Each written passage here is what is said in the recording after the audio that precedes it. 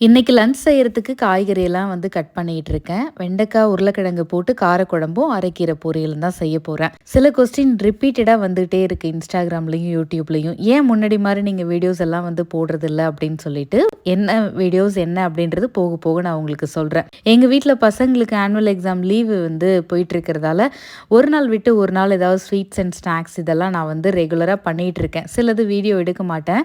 ஏன்னா வீடியோ எடுத்துட்டே பண்ணா லேட் ஆயிடும் அப்படின்றதுக்காக. நீங்க ஆனுவல் எக்ஸாம் லீவ்லயோ இல்ல லாங் லீவ் வரும் இல்லையா?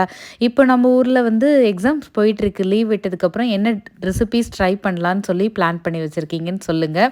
ஏன் முன்னாடி மாரி வீடியோஸ் போடுறதில்ல அப்படின்னு கேட்குறது கேள்வி என்னன்னா, முன்னாடி சவுதியில வெளியில அவுட்டிங் விளாக்லாம் நான் போடுவேன்.